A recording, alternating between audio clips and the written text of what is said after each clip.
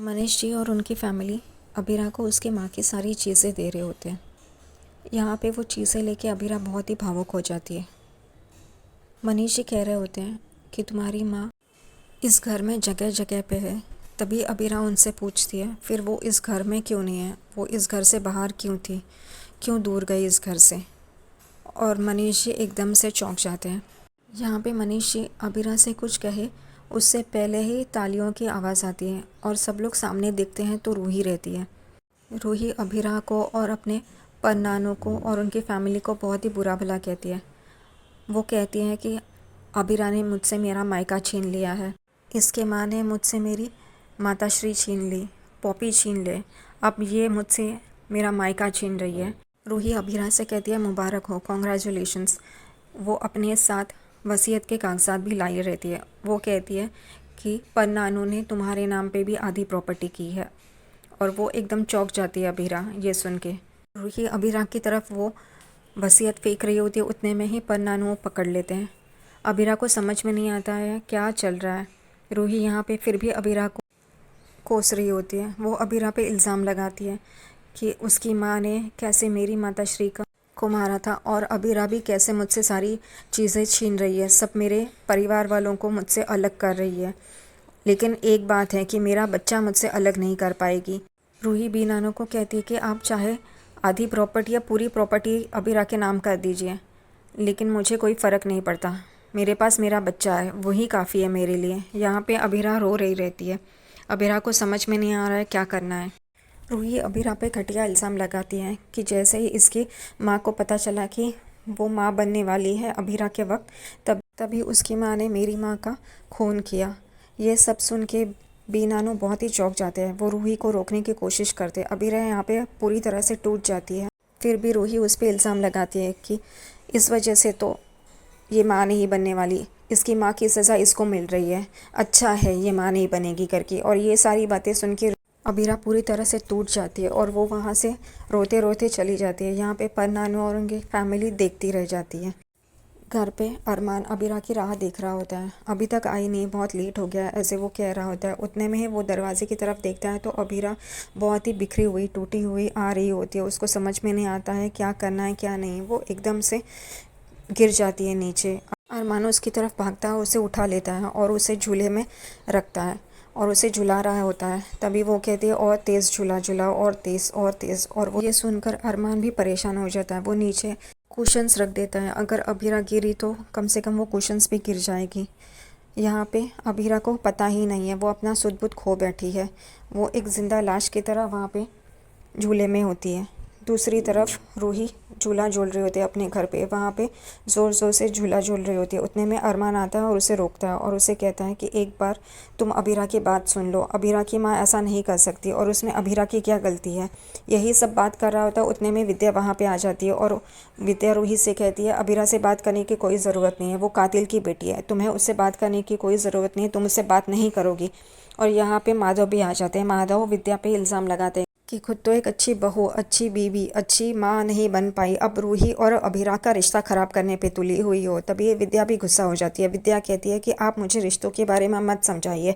वो दोनों जन झगड़ा कर रहे होते हैं। उतने में ही अरमान चीख पड़ता है, कहता है कि रूही के बारे में तो सोचो, उसे स्ट्रेस आ जाएगा आप लोगों की झगड़े की वजह से।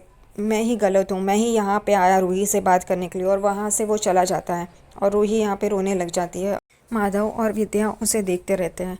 दूसरी तरफ दादी साहब अपना घर टूटने की वजह से बहुत ही परेशान हो रही होती है। वो मनोज और मनीषा के गले लग के रोती है। वो कहती है हमें आंसू बहा देने दो, हमने बहुत टाइम से आंसू को रोक रखा था। यहाँ पे जानबूझकर संजय उन्हें कहता है आपने डांट के, समझा के, गुस्से से, हर तरीके से समझा के हो गया है, फिर भी कुछ फ़ायदा नहीं हुआ है। वो जानबूझकर ऐसे बोलता है। तभी दादी साहब पीछे मुड़ के देखती है तो संजय अपनी बात को एकदम से घुमा देता है। वो कहता है कि नहीं, मैं तो आपके ही भले के बारे में बात कर रहा था कि आपने इतना सब कुछ किया फिर भी कुछ फ़ायदा नहीं हुआ है। फिर संजय कहता है मासा से कि एक इम्पोर्टेंट केस है, जो केस लड़ रहा था वो किसी इमरजेंसी की वजह से केस नहीं लड़ पाएगा, तो अब ये केस कौन लड़ेगा, मैं और अरमान तो बिज़ी है।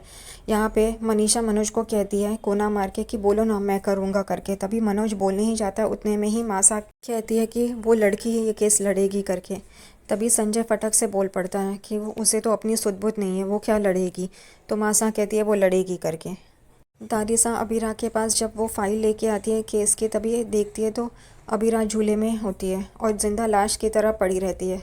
दादिसा उसे हौसला देती है। दादिसा कहती है उठो और केस लड़ो, अपने माँ का नाम रोशन करो, अपनी माँ पे ऐसे झूठा इल्ज़ाम लगाया और तुम चुपचाप यहाँ पे पड़ी हो। उठो लड़की, उठो और केस लड़ो। दादिसा अबीरा को कहती है कोर्ट जाओ और ये केस लड़ो और जीत के दिखाओ। यहाँ पे अबीरा कुछ नहीं कहती है, वो ऐसे ही पड़ी रहती है। तब दादिसा अबीरा को कहती है कि तुम्हारा और अरमान का अगर बच्चा होता तो वो हमें सबसे प्यारा होता, हमारा चहीता बच्चा होता, वो हमारा चहीता वारिस होता। लेकिन अब पोद्दार फर्म हमारा वारिस है और हमारे वारिस को हम तुम्हें सौंप रहे हैं। अब इसकी देखभाल करना तुम्हारा काम है। ये सुनते ही अबीरा दादिसा के पास देखने लग जाती है। यहाँ पे घर पे विद्या, रोहित, रूही, संजय, मनोज और मनीषा ये सब चाय पी रहे होते हैं। मनीषा रूही को दूध देती है तो वो कहती है नहीं चाहिए, मुझे दूध नहीं पीना। तभी रोहित कहता है तुम अभी दूध पी लो, फिर तुम्हें मैं घुमाने ले जाऊंगा। यही सुन के संजय ट्रिगर हो जाते हैं। वो कहते हैं कि इम्पोर्टेंट केस था जो मासा ने तुम्हें नहीं दिया, तुम्हें नहीं पता एक इम्पोर्टेंट केस के बारे में, तो वो किसे दे रहे हैं ये केस। जानबूझकर संजय छेड़ता है ये टॉपिक। तभी मासा आती है वहाँ पे और कहती है कि वो लड़की ये केस लड़ेगी। सब लोग चौंक के खड़े हो जाते हैं। यहाँ पे विद्या बोलती है कि आपको बड़ा विश्वास है उस लड़की पे, वो लड़की कुछ नहीं कर पाएगी, वो तो खड़ी भी नहीं हो पा रही है, तो वो कोर्ट क्या जाएगी, आप मुझसे लिखवा लीजिए, आप मुझसे शर्त हार जाएगी, वो लड़की नहीं कर पाएगी ये सब। तो दादिसा कहती है वो करेगी, वो जाएगी। यहाँ पे संजय भी मासा से कहते हैं कि वो लड़की नहीं कर पाएगी, आप खामखा ही उस लड़की को ये केस दे रहे हैं, ये बहुत ही इंपॉर्टेंट केस है। तो मासा कहती है हमें भरोसा है उस लड़की पे, वो लड़की ये केस ज़रूर जीतेगी। मासा अबीरा को प्रसाद के लड्डू खिलाने जा रही होती है, उतने में ही रूही दादिसा को कहती है वो उसकी माँ की तरह है, मैदान छोड़ के चली जाएगी, भाग जाएगी। तभी पीछे से आवाज़ आती है दादिसा मैं तैयार हूँ कोर्ट जाने के लिए। और दादिसा पीछे मुड़ के देखती है तो अबीरा कोर्ट जाने के लिए एकदम से रेडी हुई होती है। और वहाँ पे अरमान उसकी बैग, फाइल और मोबाइल लेके आता है। और यहाँ पे मासा को बहुत ही खुशी महसूस होती है और वो अबीरा को प्रसाद का लड्डू खिलाती है और सबको जानबूझकर कहती है मैं जानती थी तुम ये कर पाओगी करके, और तुम ये करोगी। और पीछे मुड़ के देखती है और इन सब के, विद्या के, संजय के, मनोज, मनीषा, रूही, रोहित, इन सब के चेहरे देखने जैसे होते हैं, वो एकदम फीके पड़ जाते हैं।